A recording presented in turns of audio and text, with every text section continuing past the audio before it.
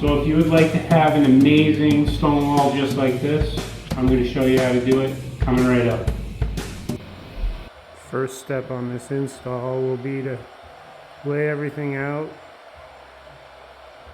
First thing we're going to do is remove this trim around this doorway so we can pad it out so it's even with the finished stone after the install. Also, to get a good layout reference line, take all our measurements, and then we'll get started with the install. Okay, finished taking the trim off. Now we're going to just check the floor to make sure it's level. Hopefully it's close. Luckily for us it's level, but also if it wasn't, it wouldn't matter, because the most important is to, in this situation, to get it parallel. So we'll just check for parallel.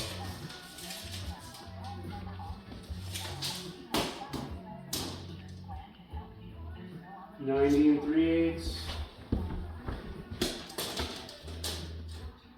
90 and 3/8.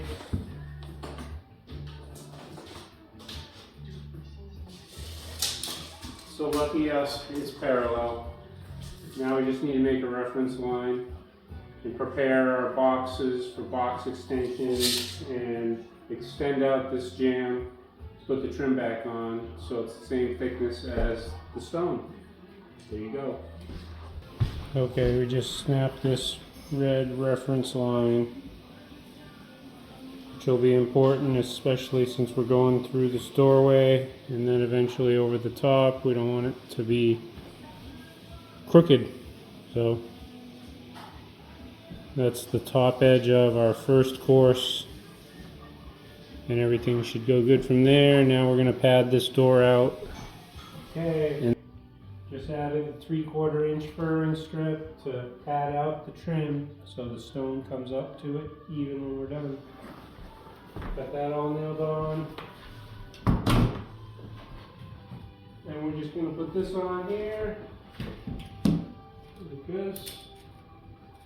And then the stone will come up even with that. We'll be good to go. Okay, got all the studs marked on the floor. I'm just going to draw lines on the wall so we know exactly where the studs are, so when we screw the panels in, we'll hit the studs. I already marked them on the floor, so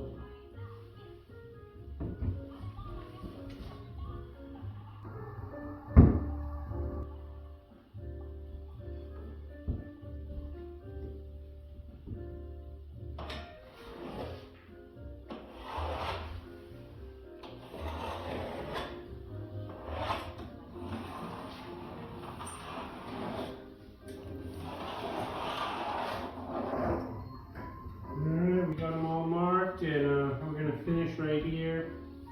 So the stone's going to end right at the railing. And that's that. On to the next step. Okay, moving to the other side of the door. The first piece against the door, we got to trim the end just like we did on the other side over here. I'll just show you quick how we do that. Okay, so I mark it on the back.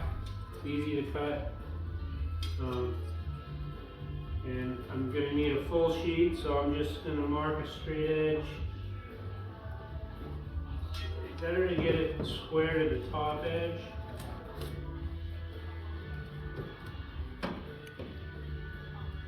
And just cutting the tabs off, so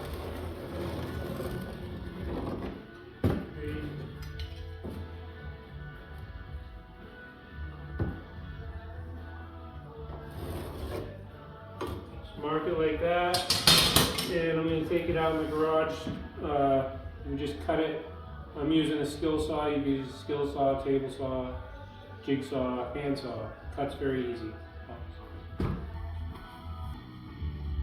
Okay, as you can see on the back, cut the tabs off, and that one's going to go right here. I have 1/8" shims just to give it a little space off the floor for expansion. And up against the wall, that's our starter course. Okay, next step, we're gonna terminate the wall right. I have a plumb line right here, but I've already cut the next piece so it ends up on the line. We got a box in the middle as we did over there, but I'm going to show you how I cut them out. Got these outlet blocks that you can order, made for outlets. I just place it on the wall. They're not all exactly square or whatever, but put it on the wall. Make sure it's centered on the outlet box, and then just trace it around, which I've already done. Once you've done that, and your first panel is in place, measuring off the far point where the tongue butts in, and then just take measurements to each line.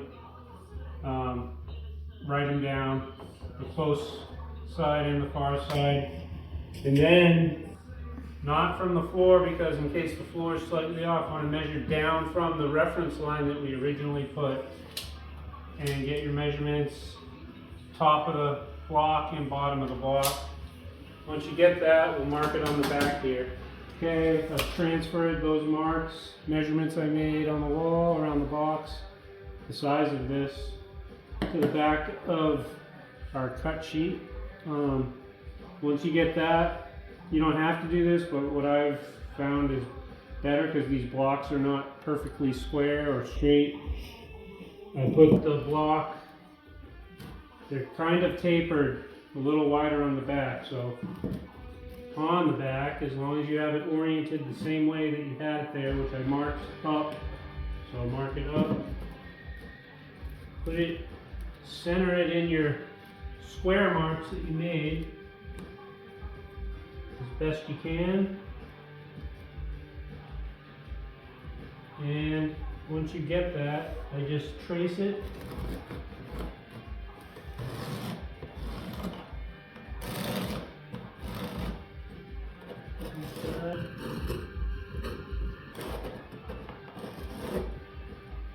Like that, which gives it just a more precise fit.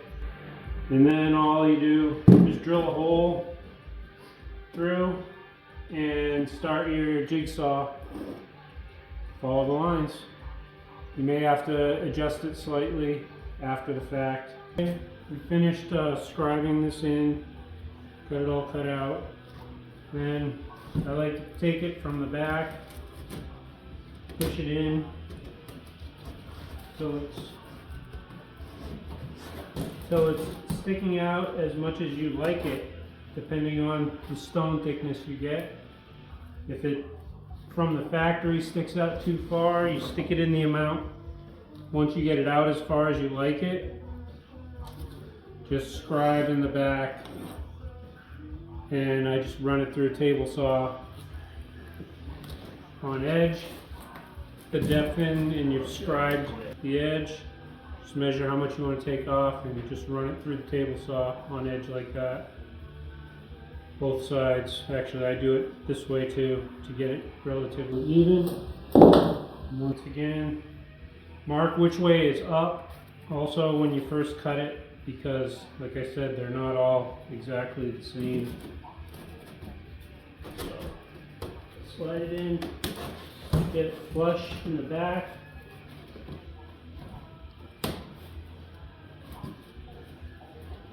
And there you go. Okay, now that we have most of the panels pre-cut, which I did first, and laid them all out, now it's time to put them in, attach them with I'm using PL Premium, it's recommended, and some screws. First put it on the back, at least that's how I'm doing it. You could put it on the wall or on the panel. I'm going to put it on the panel.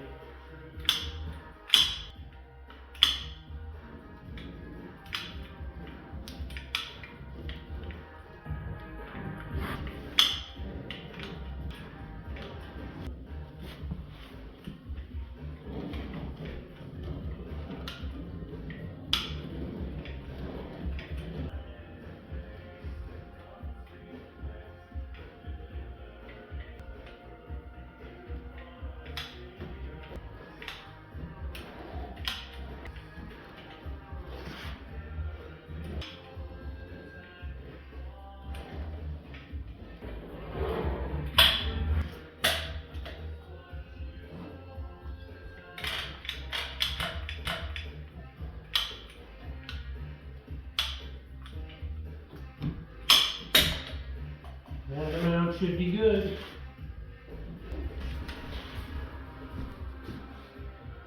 Okay, we're just going to put it on the wall. Once we get it in place, kind of some pressure on it, wiggle it around a bit to get the adhesive to stick.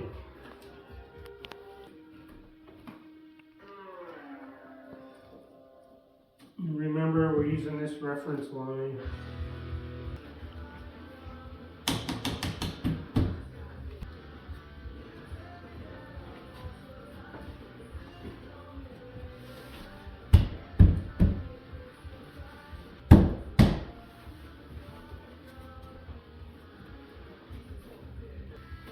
Okay, now a few screws on the flange along the top. I'm using 2-inch GRKs with the head.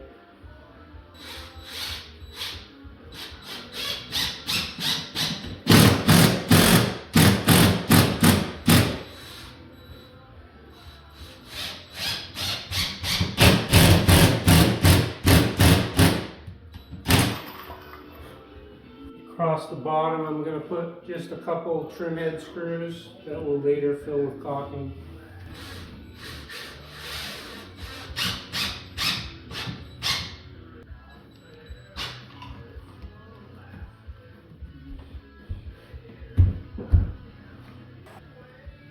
Alright, I'm also putting screws on the overlap area where the next course goes over, regardless if it hits a stud or not, just into the drywall to help hold it.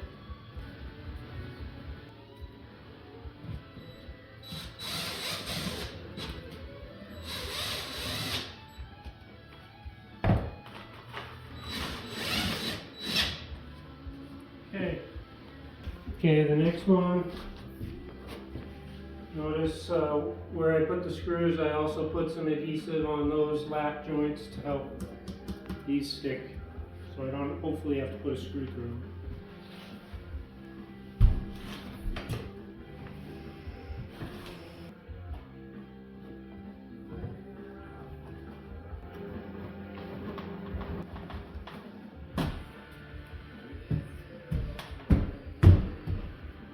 Just press it in everywhere and then give it some screws.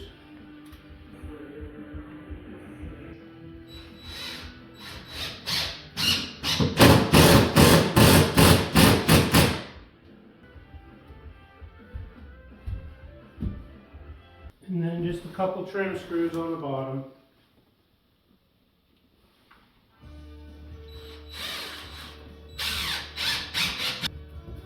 Okay, that's how we start.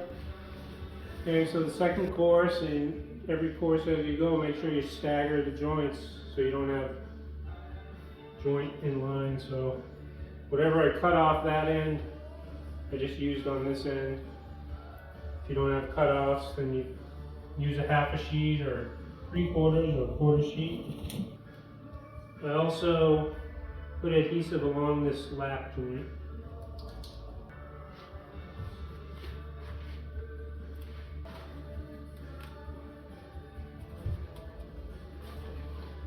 Same thing, we'll screw it in and then continue across.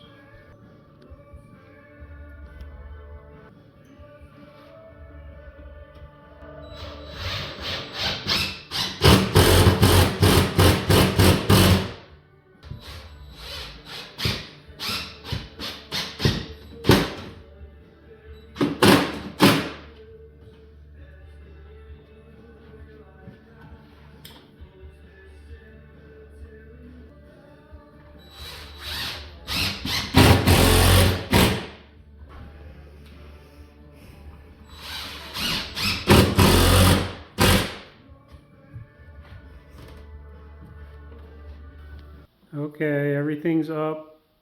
Now the last step is to caulk all the seams, which I recommend. Like you see here, all the butt joints.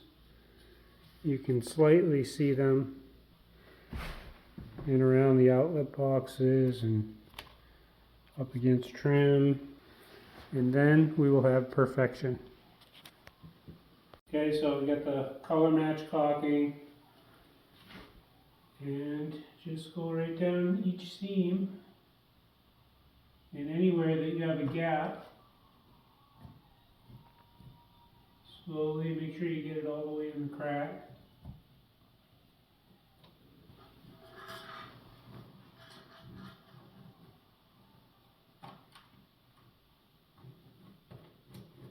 Do a little at a time, and then with a wet rag or a sponge or whatever you like to use, or your finger.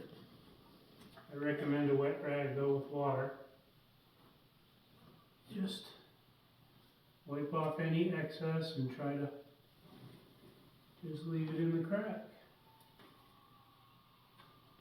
If you get any on the stone, it'll wipe right off. Just like that, we'll do the whole wall. Any screw holes, I have some screw holes here and there, some trim screws. We'll blend all that in. There you go. Okay, it's completed. 100%, all caulked, trim all up. Give you a quick overview.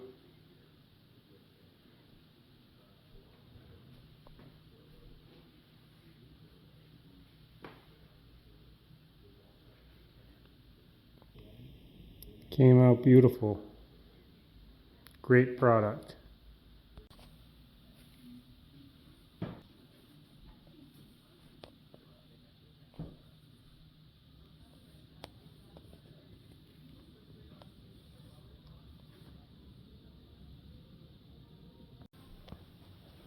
One more detail in case I didn't explain, this double outlet here.